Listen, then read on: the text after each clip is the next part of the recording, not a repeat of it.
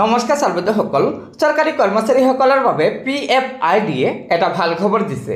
হয় ছাৰ্বদসকল, আজিৰ এই খবৰটো হৈছে চৰকাৰী কৰ্মচাৰীসকলৰ NPS ব্যৱস্থাৰ ওপৰত, যিটো খবৰ প্ৰতিজন চৰকাৰী কৰ্মচাৰীয়ে জনাটো অত্যন্ত প্ৰয়োজন। NPS ব্যৱস্থাৰ বৃহৎ পৰিৱৰ্তন হৈছে। ৰাষ্ট্ৰীয় পেঞ্চন নীতিৰ এই নিয়ম অহা 1 ফেব্ৰুৱাৰীৰ পৰা কাৰ্যকৰী হ'ব।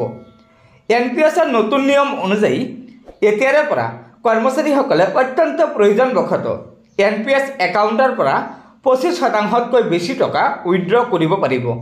উল্লেখ্য যে সন্তানৰ শিক্ষাৰ খৰচ, বিয়া, ঘৰ বনোৱা নাইবা চিকিৎসাৰ নিচিনা জৰুৰী প্ৰয়োজনত NPSৰ গ্ৰাহকসকলে এতিয়াৰে পৰা কৰ্মচাৰীসকলে 3 বাৰ আংশিক ধন আগতীয়াকৈ উঠাব পাৰিব।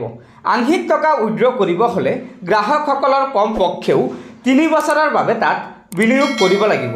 কিন্তু যিকোনো প্ৰয়োজনতে সৰ্বোচ্চ 25% পৰ্যন্ত টকা উইথড্ৰ কৰিব পাৰিব।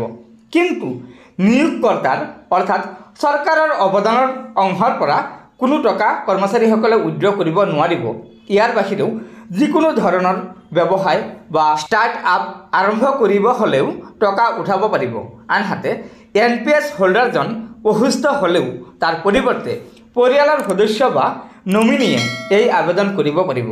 গতিকে ছাৰ্বদসকল, এয়া নিশ্চয় আমাৰ NPSৰ অধীনস্থ চৰকাৰী কৰ্মচাৰীসকলৰ বাবে এটা অত্যন্ত গুৰুত্বপূৰ্ণ খবৰ, কিয়নো NPS ব্যৱস্থাৰ এক বৃহৎ পৰিৱৰ্তন হ'বলৈ গৈ আছে অহা ফেব্ৰুৱাৰী মাহৰ পৰা। গতিকে ছাৰ্বদসকল, আশা কৰিছোঁ আপোনালোকে আমাৰ এই ভিডিঅ'টোৰ জৰিয়তে কিবা এটা কথা জানিব পাৰিছে। সেয়েহে আমাৰ এই ভিডিঅ'টো লাইক শ্বেয়াৰ কৰিব আৰু পৰৱৰ্তী সময়ত ৰাজ্যৰ চৰকাৰী কৰ্মচাৰীসকলৰ বিভিন্ন খবৰসমূহ পোনপ্ৰথমে পাবলৈ অনুগ্ৰহ কৰি আমাৰ এই চেনেলটো ছাবস্ক্ৰাইব কৰি ল'ব।